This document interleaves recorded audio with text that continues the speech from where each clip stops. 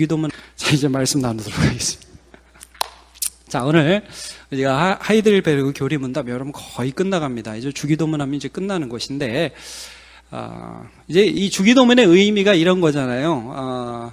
우리가 비참함을 알게 되고, 또 그러는 예수의 은혜로 그 믿음으로 인해서 구원함을 알게 돼서 이제 어떤 삶을 살아야 되냐면 감사의 삶을, 하나님 앞에 감사하는 삶을 살아가게 되는데, 그 감사의 삶의 핵심에 뭐가 있냐면 회개가 있는 거예요. 회개. 그래서 십계명을 통해서 우리가 어떠한 삶을 살아가야 할지 그 표지를 이렇게 딱 뭐라 그럴까요? 이렇게 가리키는 거죠. 이런 삶을 살아라. 하나님을 사랑하고 이웃을 사랑하라. 이런 것들을 십계명이 가르쳐 줍니다. 그래서 우리가 이제 그렇게 살아가야 하는데, 우리의 힘으로 살아갈 힘이 있다, 없다? 없다. 그래서 기도가 중요한 거예요. 그래서 하나님께서 우리에게 내 힘에서 나타나지 않는 하나님의 힘에서 나타나는 그 사랑, 이게 나타날 수 있도록 너희 기도하면서 매 순간 하나님의 능력이 어떻게 나타나는지 경험하고 살아라. 그래서 이 기도가 중요한 거예요. 여러분, 아까도 제가 잠깐 말씀드렸지만 기도하는 것과 기도하지 않는 것은 절대 똑같지 않습니다. 여러분, 피곤해서 기도 안 하실 수 있습니다. 제가 인정하고요. 참 불쌍히 여기는 마음 제가 있습니다. 그러나 여러분, 한편으로는 좀 매몰차게 제가 이런 부분도 말씀드리고 싶습니다. 그러나 피곤해서 안 해도 피곤해서 한 사람과 피곤해서 안 한 사람의 삶은 다를 수밖에 없습니다. 다른 겁니다. 하나님이 기도를 통하여 역사하십니다. 기도 시간이, 여러분, 기도 시간이 변하는 시간이에요. 기도 시간이 은혜 받는 시간이고, 기도 시간이 하나님의 뜻이 이루어지는. 자, 오늘 기도는 그래서 주기도문의 처음 세 가지 기도와 두 번째 세 가지 기도가 있는데, 처음 세 가지 기도의 마지막 부분입니다. 자, 처음 세 가지가 뭐라고 그랬냐면요, 이름, 나라, 뜻이라고 그랬어요. 혹시 기억하십니까? 다시 한번 따라해 주세요. 이름, 나라, 뜻. 예.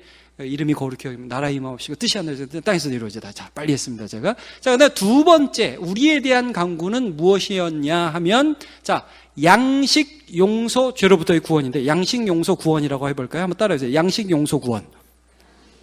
예. 오늘날 우리에게 일용할 양식을 주옵시고, 우리가 우리에게 주인 죄를 사하여준과 주의 죄를 사하여 주옵시고, 우리 시험에 들기지 말고 다만하게 해서 구하옵소서. 자, 빨리 했지만 양식, 용서, 구원. 아시겠죠? 자, 그 중에서 첫 번째, 하나님께 대한 기도의 마지막 부분, 뜻이 하늘에서 이룬 것 같이 땅에서도 이루어지리다라는 이 세 번째 부분에 대해서 오늘 나누도록 하겠습니다. 그러면 오늘 이 기도의 핵심적인 그 내용은 무엇이냐면요, 사실은요, 이제 같이 읽어보겠지만, 여러분, 기도하면 우리 이렇게 기도, 하나님 이것 좀 되게 해주세요, 하나님 저것 좀 되게 해주세요, 이렇게 기도 많이 하잖아요. 네, 여러분, 가장 큰 기도의 응답은 사실은 나 자신입니다. 이걸 늘 기억하십시오. 하나님, 이 일이 해결되게 해주세요. 하나님, 저게 되게 해주세요. 여러 우리가 기도의 제목들을 막 구하죠. 하나님, 우리 아들이 잘 되게 해주세요. 근데 여러분, 가장 중요한 기도 응답은 뭐라고요? 누구라고요? 나 자신이라고요. 오늘 이걸 말씀하고 있어요. 자, 한번 읽어보겠습니다. 자, 답에서 뜻이 하늘에서 이룬 것 같이 땅에서 이루어지다로 이러한 간구입니다. 첫 문장을 한번 같이 읽어보겠습니다. 시작.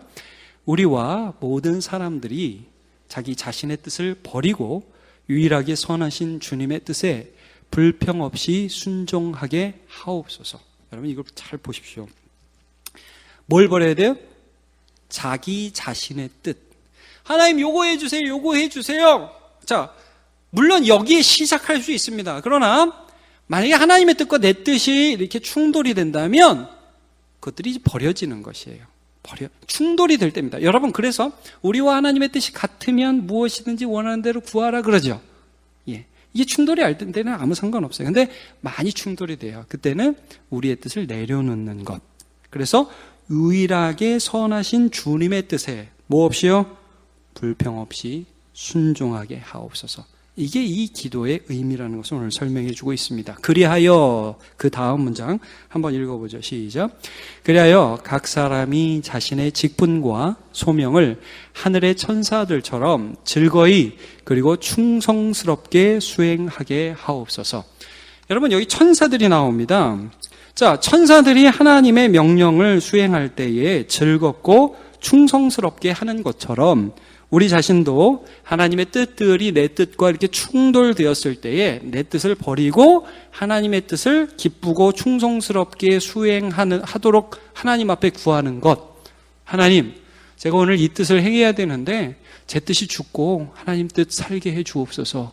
이 기도라는 말씀이죠. 내가 기도 응답이 되게 하옵소서. 다시 한번 여러분 답에서 우리 주기도문에 있는 이 한 문장을 읽어봅시다. 뜻이 하늘에서 이룬 것 같이 땅에서도 이루어지다. 시작. 뜻이 하늘에서 이룬 것 같이 땅에서도 이루어지이다. 그럼 여러분 구체적으로 이 땅에서 제일 먼저 적용해야 돼. 이 땅이 누구예요? 나란 말이에요. 나.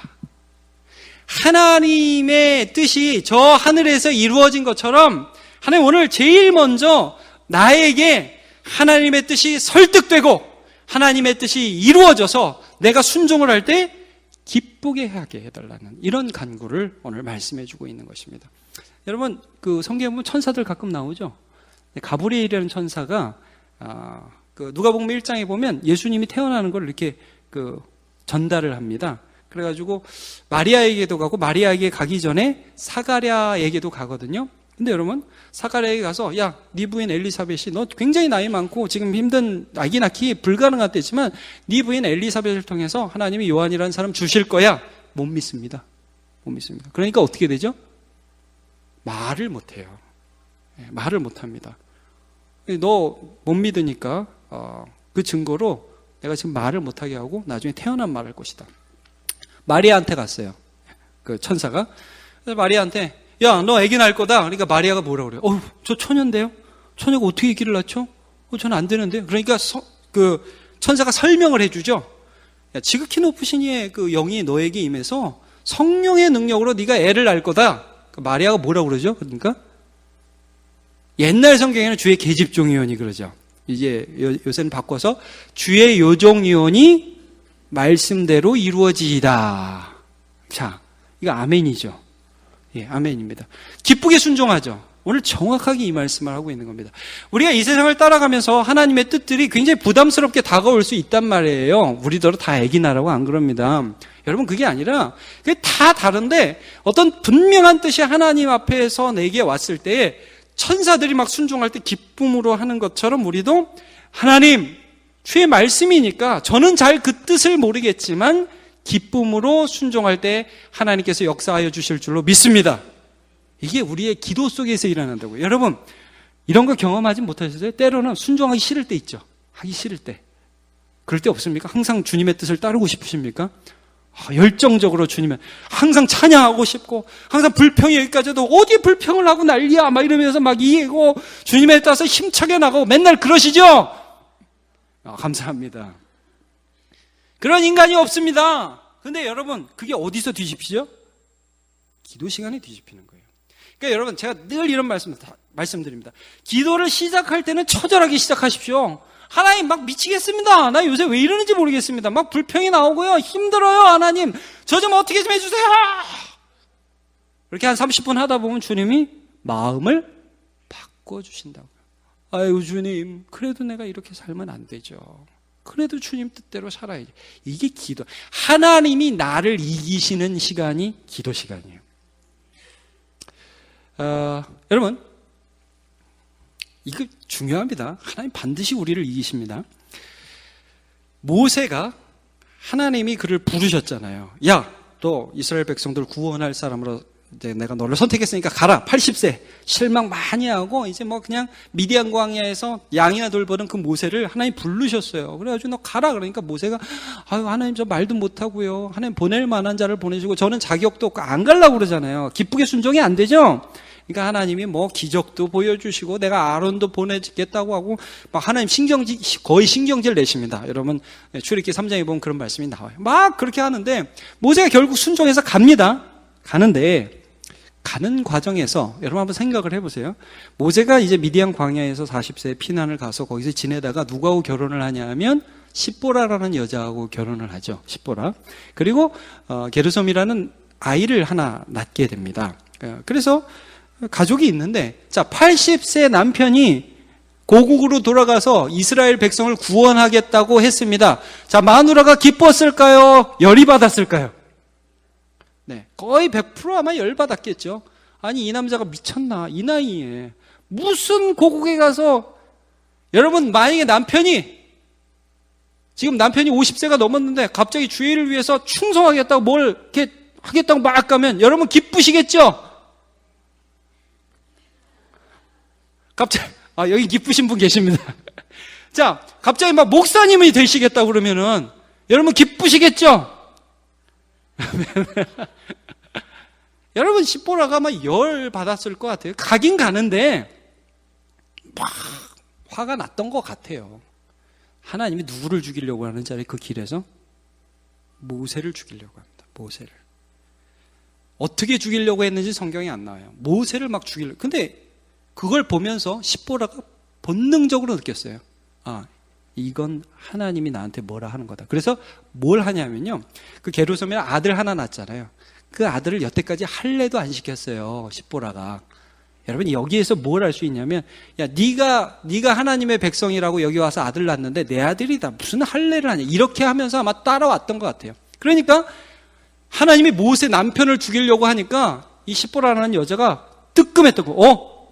이런 식으로 가면 안 되는구나. 하나님 정말 살아계시는. 그래서 자기 아들 돌칼을 들어서 그 길 노정에서 자기 아들에게 할례를 행합니다. 그 할례한 그 포피를 핏덩이를 모세에게 던졌어요. 하나님이 순종을 원하니, 당신 나한테 피난 편이다. 내가 여태까지 억지로 따라왔는데 이렇게 하면 안 된다는 거 하나님 말. 그러니까 하나님이 모세 살려주시잖아요. 여러분, 하나님은요, 억지로도 순종하는 걸 기뻐하시지만, 그러나 거기 머물면 안 됩니다. 여러분, 기쁨으로 순종하셔야 됩니다. 거기로 이끄셔요.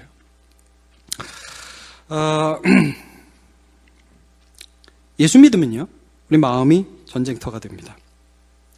하나님의 뜻과 내 뜻이 맨날 충돌합니다. 여러분, 거기서 내가 이기시면 안 됩니다. 제가 한번 물어볼게요. 여러분, 우리가 하나님을 이겼다 하는 표현이 어떤 표현이냐면 이스라엘이라는 표현이 있습니다. 여러분 아십니까? 이스라엘이 하나님과 사람을 이겼다라는 표현인 거 아시죠? 예. 그게 뭐냐면요, 야곱이 야복강가에서 씨름하던 그 사건이잖아요. 여러분, 야곱이 형을 만나야 돼요. 너무 불안해. 근데 나의 힘으로는 어떻게 할 수가 없어. 근데 밤에 천사를 만나. 천사를 만나가지고 당신이 나에게 축복하지 않으면 나 못 보내겠습니다 하고 씨름을 해. 근데 천사가 어디를 퍽 치냐면 이제 환도뼈를 퍽 치죠. 그러니까 이 뼈가 부러지잖아요. 이제 울고불고 치지, 하나님 나를 축복해 주세요, 이렇게 하는데 하나님의 사자가 뭐라고 그러냐면, 야, 네가 나를 이겼다 그래요. 이스라엘이다. 그러면 왜냐하면 내가 네 기도를 들어줬으니까. 한번 여러분 잘 생각해 보세요. 야곱이 이겼어요, 하나님이 이겼어요?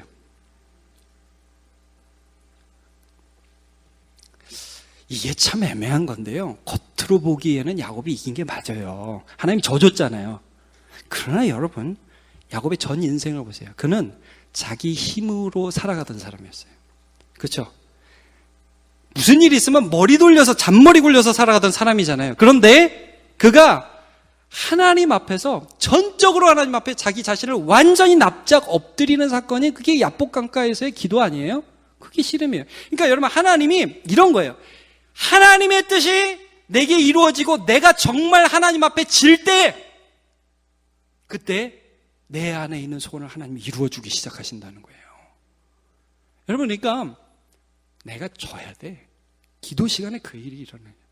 내가 지고 하나님의 뜻이 이루어지고, 여러분, 그래서 먼저 그의 나라와 그의 의를 구하라. 그러면 이 모든 것을 너희에게 더하시리라. 이 말씀이 이루어지는 것입니다. 이런 기도가 있어가지고요, 한번 좀 제가 읽어드릴게요. 나는 힘을 구했지만 하나님은 나를 강하게 하는 권경을 주셨습니다. 나는 지혜를 구했지만 하나님은 풀 수 있는 문제를 주셨습니다. 나는 번영을 구했지만 하나님은 이길 수 있는 위험들을 주셨습니다. 나는 사랑을 구했지만 하나님을 도울 수 있는 환난 받는 사람들을 옆에 주셨습니다. 나는 호의를 구했지만 하나님은 기회들을 주셨습니다. 나는 원했던 것은 한 가지도 받는 것이 없으나 필요한 것들은 모두 받았습니다. 나의 기도는 응답되었습니다. 여러분, 혹시 기도하실 때 이거 인정하십니까? 내가 원하는 것을 하나님 앞에 기도해요. 그럴 수 있다고요. 그렇게 기도하세요. 그러나 하나님이 그걸 주시는 방식은 굉장히 독특하죠.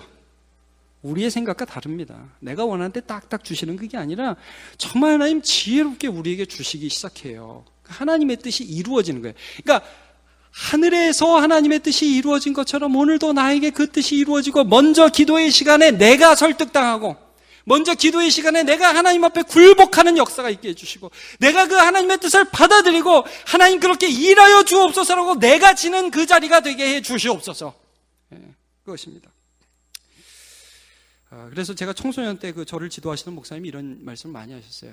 야, 너희들 청소년이 아니죠, 청년 때. 너희들 기도하면 하나님 쟤 좀 어떻게 좀 해주세요. 그렇게 기도할 때 하나님이 이런 걸 경험하게 할 거다. 네가 갖다 줘라. 이런 걸 많이 경험하게 할 거다. 여러분 혹시 중보 기도할 때 이런 거 많이 느끼잖아요. 하나님 우리 저 집사님 도와주세요. 저 집사님 함께 해주세요.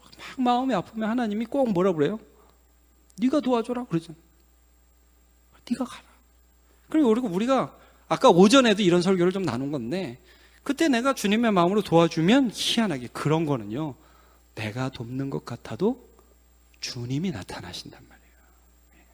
이게 기도 응답이에요. 이런 것들이 이제 계속해서 일어나는 것이죠.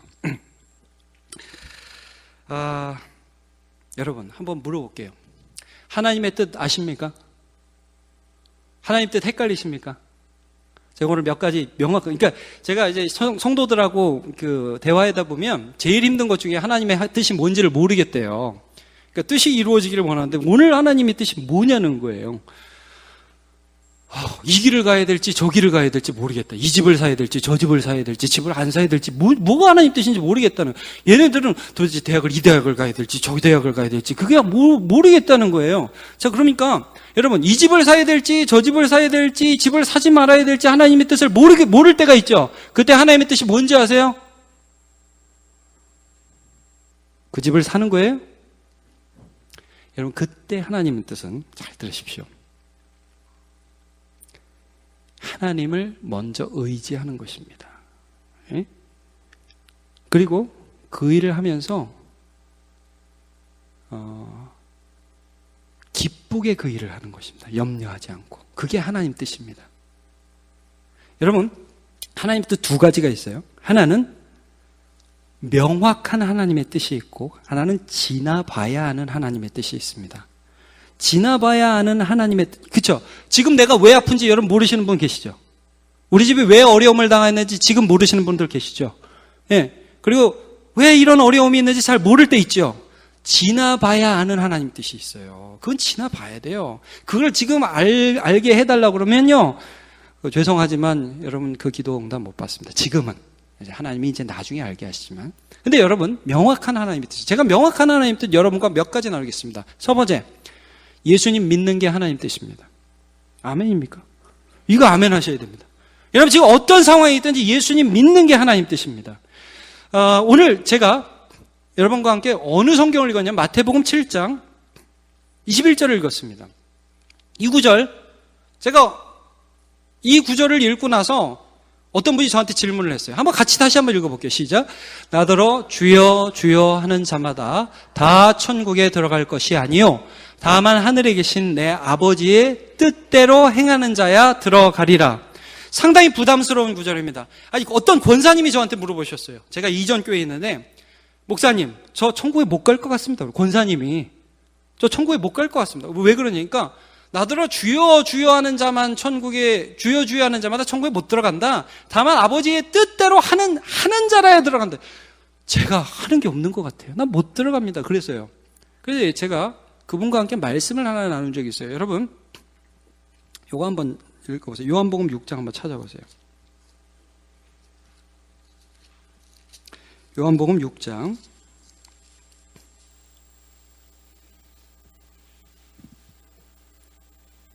40절. 요한복음 6장 40절.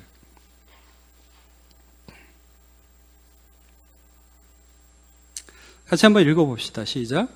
내 아버지의 뜻은 아들을 보고 믿는 자마다 영생을 얻는 이것이니 마지막 날에 내가 이를 다시 살리리라 하시니라. 여러분 여기 하나님의 뜻이 나와 있습니다. 하나님의 뜻은 믿는 자를 살리는 것이 하나님의 뜻입니다. 여러분 우리가 지금 해야 될 일은 뭐예요? 예수를 믿는 일이에요.